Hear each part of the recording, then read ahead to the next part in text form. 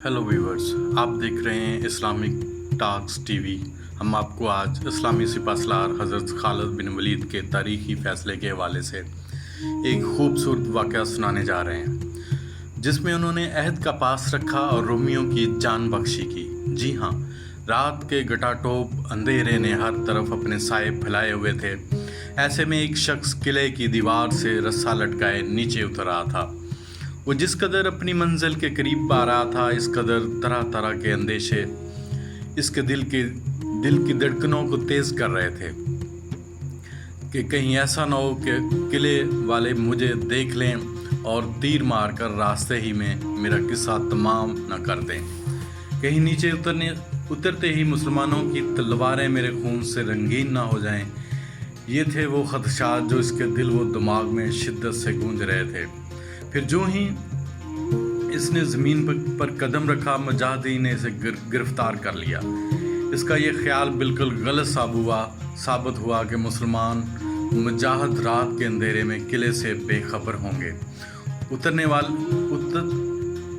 वाले ने अपने खौफ पर काबू पाते हुए कहा कि इसे लश्कर के सिपहसालार के सामने पेश कर दिया जाए। वो सिपहसालार कौन थे? वो अल्लाह की तलवार हज़रत खालिद बिन वलीद रज़ी अल्लाह तआला अन्हा थे। खालिद बिन वलीद रज़ी अल्लाह तआला अन्हा मुजाहिदीन की मुट्ठी भर फौज के साथ मुल्क शाम के दारुल सल्तनत दमिश्क का मुहासरा किए हुए थे। जी हाँ, दिन पर दिन गुजरते जा रहे थे, मगर किला था कि किसी तौर फतह होने में नहीं आ रहा था।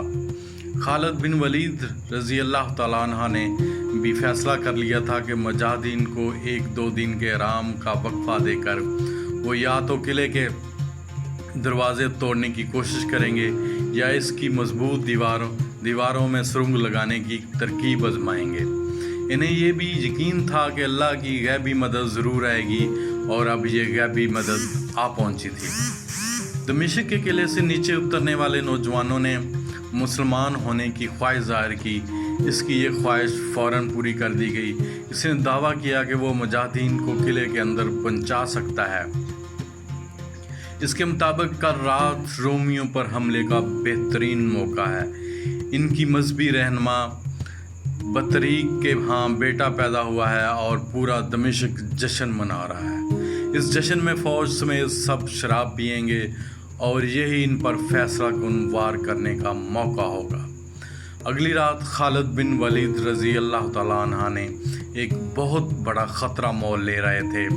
उन्होंने अबू उबैदा बिन जर्राह रज़ी अल्लाह तआला अन्हा और दूसरे मातहत सलारों को अपने इस मंसूबे से आगाह ना किया, और ना ही वो कोई ज़्यादा फ़ौज अपने हमरा ले जा रहे थे। वो ये काम इंतहाई राजदारी से करना चाहते थे।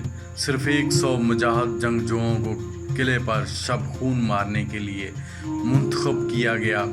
सबसे पहले खालिद बिन वलीद रज़ी अल्लाह तआला अन्हा, फिर मुसलमान होने वाला ईसाई नौजवान यूनुस बिन मरकस, और आखिर में 100 मुजाहिद कमंदों के ज़रिए मशरकी दरवाज़े की तरफ से किले के अंदर दाखिल हो गए।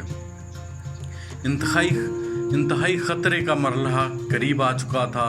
जो ही वो दीवार से उतरे, इन्हें रूमी फ़ौजियों की बातें सुनाई दी। खालिद बिन वलीद रज़ी अल्लाह तआला अन्हा के कहने पर यूनुस बिन मरकस ने रूमी ज़बान में बारोब लहजे के साथ इन रूमी फ़ौजियों को कहा, आगे चलो। रूमी पहरेदार समझे कि यह हुक्म इनके किसी अफसर ने दिया है। वो दरवाजे पर अपनी जगह छोड़कर आगे बढ़ते गए। इतने में मुजाहिद तैयार हो चुके थे। उन्होंने पहरेदारों को संभलने का मौका ही ना दिया और आनन फानन इनका किस्सा तमाम कर दिया। राह में आने वाले हर रूमी पहरेदार से यही सलूक किया गया, और आखिरकार बहुत सी जंजीरों और भारी भरकम तालों से बंद दरवाज़ा खोल दिया गया। खालिद बिन वलीद रज़ी अल्लाह तआला अन्हा का अपना दस्ता इसके लिए पहले से तैयार खड़ा था। वो किले में दाखिल हो गया और रूमी फ़ौज के दस्तों के साथ जंग शुरू हो गई। खालिद बिन वलीद रज़ी अल्लाह अन्हा बहादुरी के बेमिसाल जोर दिखाते हुए आगे बढ़ते गए। रूमी दस्ते भी اسلامی سپاہیوں کے آگے ڈٹ گئے، مگر خالد بن ولید رضی اللہ تعالیٰ عنہ کا دستہ ان پر آہستہ آہستہ غالب آتا جا رہا تھا۔ غروب آفتاب تک مسلمان اس جنگ کو تقریباً جیت چکے تھے۔ مسلمان سپاہی اب بھاگے بڑے تو حیرت انگیز بات یہ ہوئی کہ اب ان کے سامنے کوئی رومی سپاہی نہیں آ رہا تھا۔ انہوں نے اسے دشمن کی چال سمجھا اور پھونک پھونک کر قدم بڑھانے لگے۔ جب وہ مرکزی گرجے کے پاس پہنچے تو وہاں سے اس کہانی کے ایک نئے موڑ کا آغاز ہوا۔ جی ہاں، خالد بن ولید رضی اللہ تعالیٰ عنہ اپنے دستے کے ساتھ گرجے کی طرف آ نکلے تو سامنے ایک حیرت انگیز منظر تھا۔ ابو عبیدہ رضی اللہ تعالیٰ عنہ نہایت پرامن انداز میں سامنے سے آ رہے تھے۔ ان سب کی تلواریں نیام میں تھیں اور رومی سپہ سالار توما اور اس کے خاص آدمی ان کے ساتھ تھے۔ اے پروردگار، میں کیا دیکھ رہا ہوں؟ خالد بن ولید رضی اللہ تعالیٰ عنہ کے خیالات اس وقت یقیناً یہی ہوں گے۔ دونوں نامور سپہ سالار خاصی دیر تک ایک دوسرے کو حیرت سے دیکھتے رہے۔ آخر ابو عبیدہ رضی اللہ تعالیٰ عنہ نے سکوت توڑا اور بولے، خالد بن ولید، کیا تم اللہ کا شکر ادا نہیں کرو گے کہ اس کی ذات نے یہ شہر ہمیں بغیر لڑے عنایت کر دیا ہے؟ خالد رضی اللہ تعالیٰ عنہ نے کہا، کس صلح کی بات کرتے ہیں ابو عبیدہ؟ کیا آپ دیکھ نہیں رہے کہ میں نے لڑ کر یہ شہر حاصل کیا ہے؟ اللہ کی قسم، میں خود شہر میں داخل ہوا ہوں۔ میں نے تلوار چلائی ہے اور میرے ساتھیوں پر تلوار چلی ہے، وہ شہید ہوئے ہیں۔ میں رومیوں کو یہ حق نہیں دے سکتا کہ وہ خیر و عافیت سے شہر سے چلے جائیں۔ ان کا خزانہ اور مال ہمارا مال غنیمت ہے۔ میں نہیں سمجھ سکا کہ یہ صلح کس نے اور کیوں کی ہے۔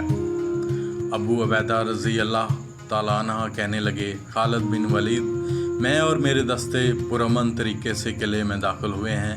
اگر آپ میرے فیصلے کو رد کرنا چاہیں تو رد کر دیں، لیکن میں دشمن سے معافی کا وعدہ کر چکا ہوں۔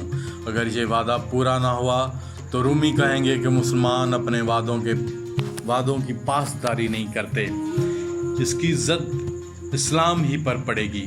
خالد بن ولید رضی اللہ تعالیٰ عنہ کی ننگی تلوار سے ابھی بھی خون ٹپک رہا تھا۔ ان کے ساتھیوں کا بھی یہی حال تھا، ان میں کئی زخمی بھی تھے۔ انہوں نے پورا دن لڑ کر فتح حاصل کی تھی، مگر یہ صلح کیوں اور کیسے، اس بات کا کچھ بھی علم نہیں تھا۔ پھر خالد رضی اللہ تعالیٰ عنہ اور ان کے ساتھی ساری سازش سمجھ گئے۔ وہ یہ کہ خالد رضی اللہ تعالیٰ عنہ کے حملے کی خبر رومیوں کو بروقت ہو گئی اور وہ یہ جان گئے کہ ان کی مدہوش اور شراب کے نشے میں دت فوج مسلمانوں کا مقابلہ نہیں کر سکے گی۔ اس لیے انہوں نے فوراً لشکر کے دوسرے سالار ابو عبیدہ رضی اللہ تعالیٰ عنہ سے صلح کر لی۔ ابو عبیدہ رضی اللہ تعالیٰ عنہ چونکہ خالد رضی اللہ تعالیٰ عنہ کے شب خون سے ناواقف تھے اور قلعے کے طویل محاصرے سے پریشان بھی تھے، اس لیے انہوں نے صلح کے معاہدے پر دستخط کر دیے اور رومیوں کو امان دے دی گئی۔ یہ احساس ہوتے ہی چند مجاہدین رومیوں کے سپہ سالار توما اور اس کے ساتھیوں کو قتل کرنے کے لیے لپکے، مگر اس سے پہلے کہ وہ اپنے ارادے میں کامیاب ہوتے، ابو عبیدہ رضی اللہ تعالیٰ عنہ لپک کر ان کے بیچ میں آ گئے اور فرمایا، خبردار، میں ان کی جان بخشی کا عہد کر چکا ہوں۔ خالد رضی اللہ تعالیٰ عنہ اور ان کے جانثار ساتھی غصے سے بپھر رہے تھے۔ وہ کسی طور رومیوں کو چھوڑنا نہیں چاہتے تھے۔ انہوں نے اس قلعے کو نہایت خطرناک مراحل سے گزر کر حاصل کیا تھا اور اب وہ اپنی کامیابی کو یوں سازش کی نظر ہوتا دیکھ کر صبر نہیں کر پا رہے تھے۔ اب ایک طرف عہد کی پاسداری کا معاملہ تھا اور دوسری طرف مجاہدوں کی قربانیاں۔ ابو عبیدہ رضی اللہ تعالیٰ عنہ گرجہ لشکر کے سالار اعلیٰ نہیں تھے۔ ان کے عہد کی پابندی خالد بن ولید کے لیے ضروری نہیں تھی، مگر وہ مسلمان تو تھے اور وہ بھی نہایت ممتاز۔ آخر جوش ہار گیا، غصے کو ناکامی ہوئی، عہد کی پاسداری ہوئی اور شیطان کو شکست ہوئی۔ خالد بن ولید رضی اللہ تعالیٰ عنہ نے بطور سالار اعلیٰ تاریخی فیصلہ کیا۔ یہ فیصلہ تھا عہد کی پاسداری کا۔ وہ نہیں چاہتے تھے کہ اسلامی تاریخ پر عہد شکنی کا داغ لگے۔ پھر جب رومی اپنا مال و دولت، اپنی جانیں، سب کچھ بچا کر لے جا رہے تھے تو خالد بن ولید رضی اللہ تعالیٰ عنہ اور ان کے ساتھی دل پر پتھر رکھ کر انہیں جاتا دیکھ رہے تھے۔ وہ جانتے تھے کہ یہی رومی اسی اسلحے اور اسی مال کے ساتھ کسی دوسری جگہ ان کے ساتھ جنگ لڑیں گے، لیکن وہ یہ بھی جانتے تھے کہ انہوں نے اسلام کے سچے اور بااصول مجاہدین ہونے کا ثبوت دیا ہے، عہد کی پاسداری کی، اسلامی روایت کو برقرار رکھا ہے، اور یہ ان کی عظیم کامیابی تھی۔